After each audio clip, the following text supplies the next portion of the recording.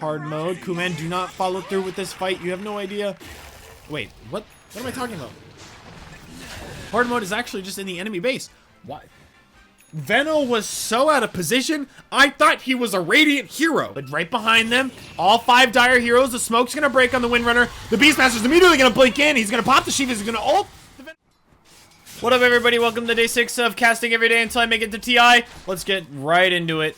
We're jumping right into a game. We just hopped in right at the minute mark, so it's a little bit later than normal, but we're looking at a Venomancer Wind Ranger top against a Beastmaster and Weaver. Meanwhile, in the bottom lane, we have a Treant Protector and Morphling up against a Pudge and Visage.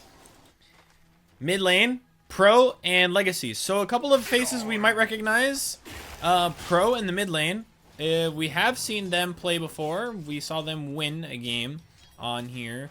And nobody else that I recognize, but we have Barking Russian, Muting, 3, and Rat. Okay, let's get right into the casting of this match. Ember Spirit is pulverizing the mid lane in terms of HP, but they are dead even in last hits, followed by Kuman in the bottom lane. Morphling securing themselves a good amount of last hits, so it looks like Radiant side is going to lead the net worth here at the 2-minute mark. Let's see if the Dire can turn these around with a Gale landing on the Beastmaster. The Plague Ward's going to apply the poison. Power Shot's going to land. Shikuchi going in from the Weaver is going to be doing damage to the enemy heroes. So both heroes are going to be getting low just from the creeps and the Shikuchi. So we see the Beastmaster go down to the right clicks from the Venomancer. Shikuchi is going to secure the kill on the Venomancer from the Weaver, and we missed First Blood. First Blood actually happened in another lane, so at the exact same time while this is going on, if we look bottom here. Oh, that was First Blood. Kuman with 250 HP just gets one-tapped by a Visage.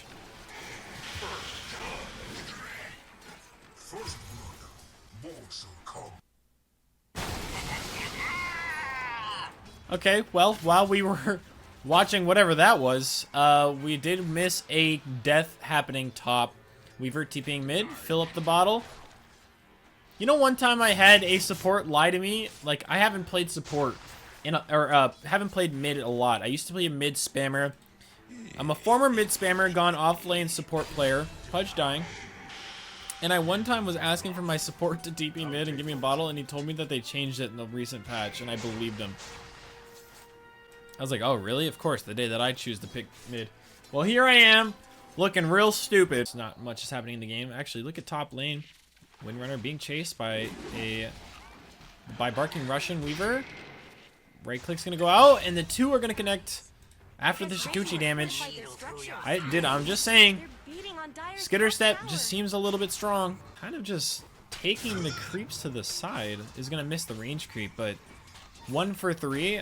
I think I would take that trade, especially since the Ember didn't even deny it. Oh, but the Smoke and Deceit on the Pudge. It's not gonna hook. Oh, hits the range creep. But anyways, I had a long day. I didn't realize I had work today, which is dumb. I work Friday to Monday at my normal job, and I worked at 5 a.m. today. Top lane, we have Living Seed on the Windrunner. The Swarm also connecting. Bird not gonna hit. Windrunner going down to dangerously low levels of HP, but we also have the Beastmaster getting hit by the Gale, and the Plague Wards are level 3, which I think you guys should consider doing this in your lobbies as well. Not necessarily to take farm, but you can make a lot of space for your team with just a couple of Plague Wards. They do a lot of damage at this early in the level. Windrunner being chased by Shikuchi. The Power Shot not gonna hit anything. Dire has this ward that's scouted by a sentry. But yeah, I had work this morning at 5, and I did not know I had work this morning at 5 because I was dumb and forgot that today is a Saturday, which is when I work my early morning job. But I didn't end up going to bed until 2 in the morning. Oh, wait. Pudge scouting these. Pudge able to scout the stacks here. The Swarm landing. Root. He's going to bring him down to low HP. He's just going to go and he's going to get the smallest creep in the stack. Just because I had a busy day doesn't mean I'm going to slack on you guys. No, sir. Oh, we missed the kill bottom. Looks like the Ember Spirit gang. Vladik coming in to farm a little bit. Living Seed. The plus, Ember is not even needed in this fight because the Living Seed and the Nature's Grasp. Right, it's the Living Seed? Or Leech Seed, Leech Seed. Veno ult's coming in. Veno hitting an early level 6.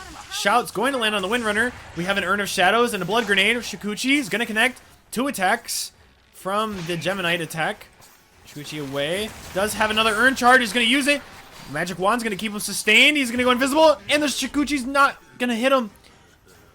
He might take down 10 HP remaining. TP's out. Just, if you had Nature's Grasp or something, I'm pretty sure just one tick of it could have taken on the Windrunner. I actually, if you guys want a little bit of an insider, while there's a bit of dead time, I don't mind showing you what I've been working on. I'm not sure if you'll be able to see it, but do you see those post-it notes that are on my wall? Those are full of video ideas for you guys. I'm not even kidding. I have been working overtime getting video ideas written down. Weaver is going to run mid, under the ward, going to get stunned by the Burrow Strike. Pudge, Rot, Slow is going to... We see Sand King going up on the high ground, seen by the Treant Protector and the Watcher. Sees the off lane from the Radiant. His level 9, or level 8. Sand King level 9. Swarm landing on Pudge and Sand King. He's going to go a little bit deep. He's scouted by the Vision. Does not have ult to escape with. Shikuchi, not going to be enough. He's going to tick down to the wards and the damage. Venomancer ult landing on the Ember Spirit's going to switch to the Treant, who's going to get hooked by the flag. Is going to get hooked by the Flayer's hook. Wow, I cannot speak today. Guys, I swear I'm locked in. They're going into the triangle. I guess they're looking for the stack, but the stack has been taken. The Gale and the Burrow Strike. The time lapse is going to save bring the Weaver back to full HP. Barking Russian equals Mute is going to secure the kill on Venomancer. Legacy just aiming to walk away. Radiant does have a ward here. The hook, Flayer's hook's going to bring the Ember Spirit to the other side. He's low on mana. The Dismember is going to connect, and the Focus Fire Burrow Strike's going to be what's necessary to keep him in one spot. Weaver denying the shield rune right in front of them. Wow, what a hook. As pro as a pub can get. The Flayer's hook's gonna bring the Beastmaster into the Dismember, into the Burrow Strike with the Venomancer ult and the Power Shot. All that damage stacked on top of each other is going to take down the 2-man Searing Chains, keeping hard mode and Legacy at bay. Urn of Shadows with the Swarm is gonna lower the armor, but the Solar Crest or whatever bonus health is going to keep Pudge alive for just a moment, but it's not going to be enough. The stun from the Burrow Strike landing on the Weaver is he's going to go down to the Power Shot. Overgrowth going on the Windrunner, who's going to Focus Fire the Treant Protector down to low HPs and deny range now. 2 Radiant Heroes are going to start smacking down on the Windrunner as soon as they can catch up to her. Treant Protector is going to go down at the same time though. Hard mode. He does have the Pavice. This is what we mentioned, the shield I mentioned before. Searing Chains is going to tick him down. Kumen, not your kill. Meanwhile, off lane on the Dire, not present. Radiant in the Roche pit. Not sure how they knew that the Dire was coming, but the Dire have now since scouted, and the Weaver is going to go down to the Burrow Strike into the Dismember. Power Shot from across the map. It's not even going to connect before he's dead. Pinging wards on the high ground. Searing Chains is going to keep the Venomancer in the one spot. The Flayer's hook is going to also pull the Venomancer ult away. So the Venomancer ult's not actually going to land on any other Radiant heroes. Burrow Strike's going to hit the Ember Spirit. Focus Fire's coming in. He's not going to be able to get away with his fire emblem. Fire Remnant. Kumen in the mid lane, low. Pulling himself together with some strength is going to stun Legacy, who does have an amplified damage. Haste on the Pudge. Does have his Aether Lens with the Flayer's hook. Mega Man damage could be coming in on 3-3-3-3-3-3-3. If he's not careful, the hook, the prediction, the blind hook. He's going to throw it. 3-3-3 is a knower, though. He saw it with the boar. They also have a ward here. Let's fight. Let's watch this fight unfold. So we have Visage killing the boar. Venomancer moving in towards Barking Russian is going to get roared by the Beastmaster, but the Bird's going to follow with the Flayer's hook's going to try to save his hard mode. Searing Chains, Root's going to land on the Visage. He's not going to even get his drums off to his team. Hard mode is going to tick down to the Sleight of Fist, so that's 2 kills for Ember Spirit. Perot Pudge is hiding. Pudge does. Are they looking for him? No. It appears they might just be going to Roshan, which does have a ward. He's going to spot it, but it's, if you were keeping in mind that if the enemy team was watching, they would have seen 3 heroes. So that would lead anyone to believe that the Radiant team is doing Roshan at this very moment. He has the Ags. He has the mega attack speed. Just look at this guy. Smack, smack, smack, smack, smack. Meanwhile, smack, smack, smack on the mid lane. So they're trading Roshan for a denied tower. So Morphling, a bit of an MVP, but he's going to get hooked right as I look away. You blink once, nothing happens. Blink twice, Kuman gets hooked. I want to see this hook. From across the map, he's going to throw it, and the Flare's hook's going to bring him down. The power shot doesn't even connect. He can't even attribute shift. Cannot wave for him. The damage happens during the stun of the hook. Aegis picked up by the Beastmaster. Dire Heroes looking to reclaim their top side of the map. We do have the Bloodstone pickup on Legacy.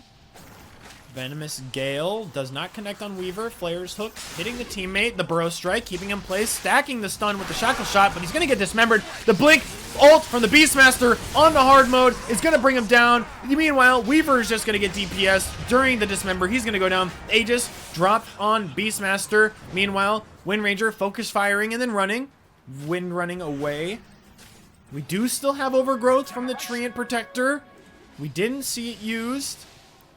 Kuman coming back. He does have the Lincoln Sphere. You're not going to be able to land a Dismember on him, but there is a chance they could stack a couple of things because we did see the Rod pickup from the Visage. We do have a couple of ways that this could get canceled and then stunned.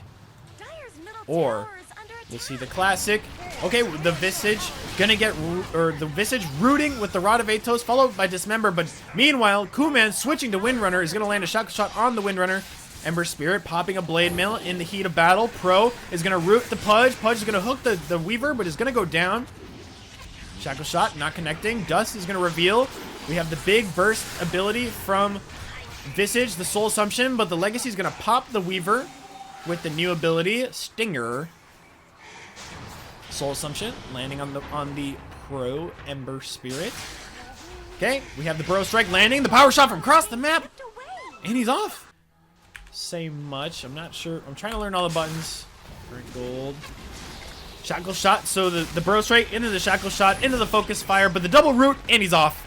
Sand King ult used. Windrunner ult used. No follow-up from the rest of the team. They didn't quite make it in time. Pudge, he's out for blood. He does not have vision of them, but he did see the Beastmaster. Heroes looking to scout. They're meeting up in the triangle. Meanwhile, Radiant's still splitting. So the overall net worth from this could lean towards the favor of the Radiant. Because as you can see, Dire was leading. But now that they're splitting and nothing is happening from the Dire, no kills are going to be made. The hook's going to land on the Centaur Corsair. As you can see, just from them not being able to make a play happen, the net worth lead is shifting towards Radiant. The net worth lead is now in the Radiant favor by 1,000 gold. May not seem like a lot, but the Blink, War, Bugs, Vessel, and the Axes. 3. Gonna take out the hard but the Flare's hook from across the river. BKB is gonna be popped, but it's not gonna matter. The Dismember goes through BKB. He's gonna throw his Axes. The Blink, the follow-up from Legacy. He's gonna Burrow Strike the BKB. BKB Beastmaster. The Weaver are going to go in for the kill. The Vessel's not going to do a lot of damage to that Glimmer Cape. The Hook's going to pull Legacy out. They're going to trade 1-for-1 off the highest net worth offlaner in the game for the support. Overgrowth not going to land on anybody. Meanwhile, Ember Spirit stunned for just a moment. It's not going to have any follow-up. Soul Assumption going to land on the Weaver. He's going to Shikuchi away. Rod of Atos going in on the Ember Spirit. Sand King thinking about ulting, but he keeps canceling it. I'm not quite sure. Without the Bloodstone, it doesn't seem that safe. But Kuman coming in. He's wind running in. The Blink is going to go on from the Legacy. Real tense showdown with not many heroes dying. That really could have been that could have been the fight that decided the game. But both teams deciding not to follow through to the end. Who knows who could have won that? That was in anyone's ballpark. If we look at their KDs really quick. Weaver sitting at 2 kills. There's a roar going in on the Sand King. Follow up from Kuman. Kuman's just going to DPS him down with the Weaver. Last hit from the tick of potentially the Vessel or the Bug as he tried to burrow strike into the neutral camp to potentially deny himself. Does not work out for him. Maybe if he BKB'd, but I don't think he has one yet, actually. I don't know what I'm just yapping about something. Editor, cut that out. Whatever bullshit I was just saying right there, cut that out. Are pinging it. Dire does scan, and now the scan successfully lands. The Beastmaster shows here at the tower. Dire side, we have an amplified damage here. The Flayer's hook's gonna hit the Beast. It's not gonna hit the Master though. If that hook had landed on a hero, that could have been something that brought the gold back into the Dire favor. What we saw before from a Dire side gold lead, because the Radiant heroes were successfully able to split and farm different sides of the map from the Dire, and the Dire grouping up to fight, but not achieving anything. No fights, and then when they did have a fight, it was too late. We had seen a Manta style pickup, we had seen the Veil of Discord and the BKB. The Radiant have more items now. We are seeing a complete shift in power on both sides of the team. Both sides of the game. So what we saw was the Radiant heroes stomping a little, or the Dire heroes stomping a little bit. The Radiant split, grabbed 1 or 2 items. They knew their power spikes, and as soon as they achieved them, the Dire might scout with this ward. Beastmaster smoke breaks. He's gonna blink, roar onto the Windrunner. Meanwhile, on the right, the Sleight of Fist is not gonna connect to anybody. Windrunner gonna ult and Wind run away. Ember Spirit deciding to go in with his Beastmaster. They do secure the kill on the Windrunner. Meanwhile, Weaver chasing down Legacy a little bit. Does not have many cooldowns. He's going to burrow strike away with the Vessel on him. The Root's coming in on the Visage, who's going to give him... He's going to get a little bit of a shield from a teammate. He's going to start to TP out. And the TP... Oh my god! The Sleight of Fist followed him to the end. Did you see that? Wow. Let's watch this in slow-mo. The Sleight of Fist hits him here in the fountain. So both Dire heroes going down. So the Radiant side has just doubled their lead in the game. Hard mode. Kuman, do not follow through with this fight. You have no idea. Wait, what am I talking about? Hard mode. Kuman, do not follow through with this fight. You have no idea. Wait, what am I talking about? Hard mode is actually just in the enemy base. Why? Veno was so out of position, I thought he was a Radiant hero. Oh shit! We have Legacy coming in with... Doesn't pop the Veil! Veil a little bit late. Oh, but the ultimate does tick him down. The Roar was not able to save him from the Sand King ult because of the slow. Meanwhile, Sand King circling the map. Farm here! Farm here! Ward here! Let's go! Let's go! But they have no idea that the enemy team can see them. This is what the Radiant see right now. They see Windrunner farming. They see Pudge running towards you. So naturally, the Ember Spirit is going to back up. The Treant's just going to stay in the trees. They're going to stay invisible. But Morphling going in on the Sand King. He's going to use Morph to Sand King. He's going to miss the Burrow Strike. But he is going to be met by a couple of heroes. Going to get hit by the Root. The Venomancer ult is going to land on him. The Visage is going to chain the stuns with the the Familiars. The Hook's going to go in. He's actually going to pull Venomancer straight back into Morphling. Without the Linked Sphere, he's going to get dismembered. Doesn't even pop the Manta style. Legacy taking a lot of damage from Pro, who does pop the BKB in the Sandstorm and the Focus Fire. So both heroes are going to take a lot of damage from that Blade Mail. I think I said BKB. Soul Assumption is going to connect, but he's going to time-lapse himself back to full HP. He's now low HP again, but Windrunner does have the Aghanims. He's going to follow. They are about the same movement speed. The Focus Fire... Yeah, actually, what am I talking about? It's not even going to Focus Fire. He's just going to right-click him. Oh, but he's low. Both heroes low. The Windrunner is going to back. He's not going to commit. Weaver, knowing that he's not committing, he sees him. Oh, the Windrunner sees him, but he doesn't see the Windrunner. The Shackle Shot's going to happen. Oh, my. What a disaster for Weaver. Holy. The Gleipnir's going to connect, but the Manta style, he's going to go in and he's going to commit on the illusion, but he's not going to find what he's looking for. This is some Dota. Awfully quiet. Roshan doesn't let out a roar. There it is. Dire heroes are now aware. No Radiant vision in this jungle. There's nothing that's going to scout this smoke. There's actually not a lot of vision at all from either team over here. This might be a blind man's fight.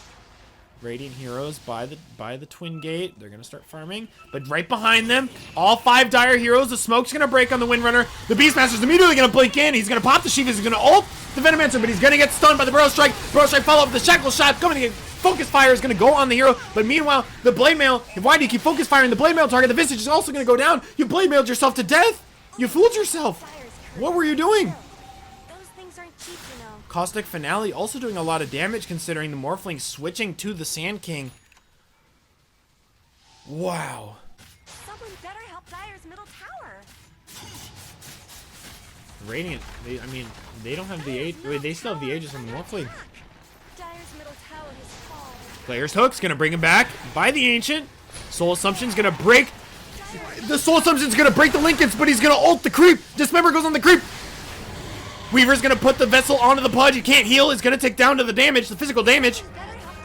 He just breaks on Kuman. He's rooted. Focus Fire is gonna come in. A lot of damage. He's gonna Burrow Strike away using the Morph, but he's gonna get rooted. He's gonna get stunned. He's gonna get his own Burrow Strike, but the Windrunner a little bit too far out. No, the Visage is also gonna go down. The Venomancer is gonna go down. That's 4 down for the Dire. There's not spectator bias. I always root for the underdog, guys. Come on. Okay, it's not spectator bias. There's no heroes on the Dire team that I like more than the Radiant. I just seeing them have a potential comeback, and then losing it just like that. But it is nice to see our old friend Pro.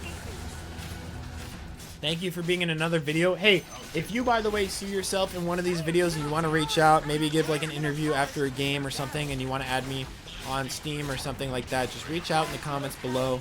Verify yourself. Player's Hook's gonna bring him into the fountain. The Dismember's actually gonna connect. The fountain's gonna bring him down. Kuman's diving the tower, or diving the fountain. He's low. He's gonna get pushed out. The Radiant's taking the fountain. This is your chance. Go in with the Fortify. Shiva's Guard, the Roar, the Hook's gonna land on the bird. Pudge, come on. Bring him home to the base, Pudge. What a game. That was a game. That was a game. What a brilliant game of Dota. I loved this game. Thank you guys for watching the casting portion of this video. What a thriller. I seriously enjoyed watching this game of Dota. That was some serious high-level Dota with some crazy plays here, left, right, and center. And I hope you guys enjoyed it just as much as I did. Now, that's the ending of the casting portion of this video. I just wanted to round it off with a bit of analysis. Now, I say analysis in quotes because I'm not sure what qualifies as an analysis. I think I really just wanted to break down the moment where the game was lost for the Dire. Now, there is no clear moment until that Roche fight. I think the Roche fight was like the closest they got to here. This is our last chance. They lose the fight at Roche. Then they lose the fight on their high ground. Now, obviously, the high ground fights where they actually lose the game. Whenever they lost the fight at the Roche, they had the smoke in the back lane, but the Radiant had already had the Aegis, and then their smoke broke, and they were not able to go in. They immediately get initiated on. The quick button pushing by the Beastmaster. 3-3-3-3-3. I think he is definitely the MVP of this match. His net worth was through the roof compared to the Visage. He was able to be there, present in every team fight. His early Aghanims allowed him to farm and get the early Roshan. And he was the one who paved the way to create that space and to have the Dire heroes afraid to show whenever he wasn't on the map. And then all of a sudden, the Dire heroes needed to group up. And in response to that, the Radiant team was able to split off for just a moment, get 1 or 2, not even 2 core items. They got 1 core item and maybe 1 talent tree, and it was just like that. They were 2k net worth ahead of the Dire and just that much stronger, and they knew it. They immediately capitalized on it, and they were able to take the game and just snowball from there. And that was such brilliant Dota from both teams. Yes, the Dire team lost, but they did play well, and I do not want to discount that. A couple of things I would like to see more of is a more proactive support when it comes to any sustain. Now, we don't have a lot of sustain in this match in general, but the Weaver being able to time-lapse himself to full, the Morphling being able to morph strength, and the Tree Protector has a lot of healing. So he's like the sustain of the team, and it's not a lot, but it's just enough considering most of the heroes can already heal themselves. On the Dire side, we don't have any of that. We don't have any self-sustain. We didn't have any saves from anybody. I would have loved to seen a Guardian Greaves pick up on one of the heroes, maybe even the Pudge, instead of going Aether. Sustain in these lobbies, and I have a video coming about mana sustain specifically. So if you were interested in that, please subscribe. Thank you for watching the video to the end. If you watch the video to the end, tell me what your favorite flavor of ice cream is without any context in the comments. Now, you can put the ice cream flavor before or after your comment you were already going to write. So write your favorite ice cream, how much I stink, and how bad of a caster I am, or how good of a caster I am, how much you stink, and your favorite ice cream. Whichever order, totally up to you. Have yourselves a fantastic weekend. I will see you tomorrow. Not actually going to land on any other Radiant heroes. Bro Strike's going to hit the Ember Spirit. Focus Fire's coming in. He's not going to be able to get away with his